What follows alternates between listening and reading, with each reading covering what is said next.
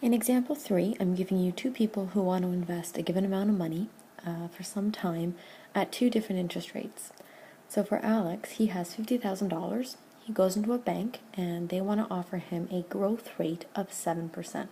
So again, just like in example 1, we need to develop an exponential equation to first represent these two situations. So let's just work with Alex right now. The amount that he's going to have after any given time, we'll say, let that represent A amount.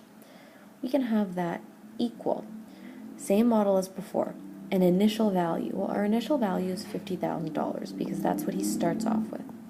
So I'm going to put 50,000 first. Open a set of brackets. Now, we need a growth factor. How much is his money growing by every year? Well, it's going to grow by 7%, which again, we can just write beside it as 0.07 as a decimal, not 7%.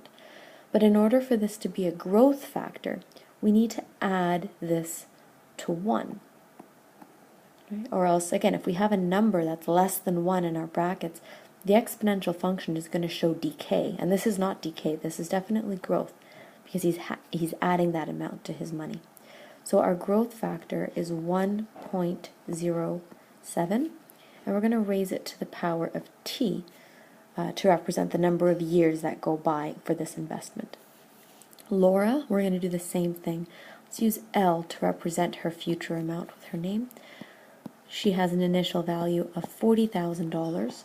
Her growth factor, again, is, if you express this as a decimal, you get 0.095, and we need to add that to 1. So we have 1.095, and we raise that to the power of t. So A asks, how much money will Laura have after 5 years? In order to answer A, all you have to do is plug in 5 for t. And I'm going to show you here. Plug in 5 for t. Make sure you use Laura's equation, not Alex's. So I'm going to go to a new slide here. A continued. Her amount after 5 years is going to be 1.095, all to the power of 5. And when you do that, let's plug it in here. 5 times 40,000, we get a total of $62,969 and approximately 55 cents. So that's how much she has.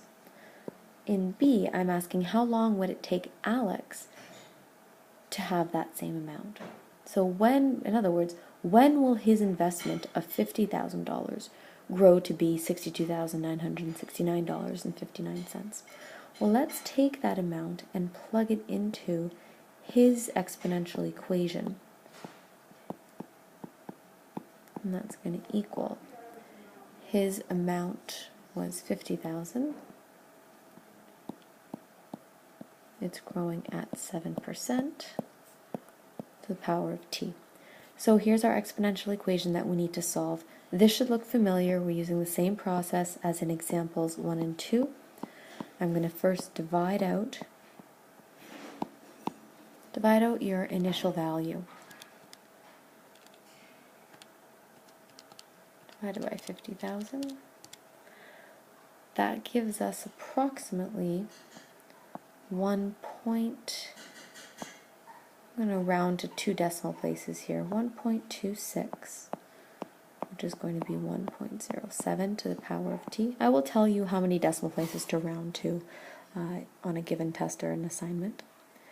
The next thing we need to do is solve this with logarithms. So as a logarithm, this is going to be stated as the log of base 1.07 of 1.26 equals t.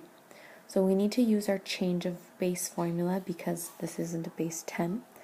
So I'm going to write this as, on a new slide here, log of 1.26 all over the log of 1.07 That's going to give us our t.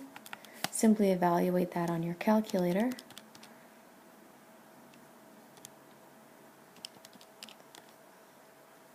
And t equals about 3.4. So it will take Alex approximately 3.4 years to make that amount that Laura had, which was roughly $62,000. If we look back, it was $62,969 and approximately 55 cents. And that concludes our problem solving with logarithms and exponential equations.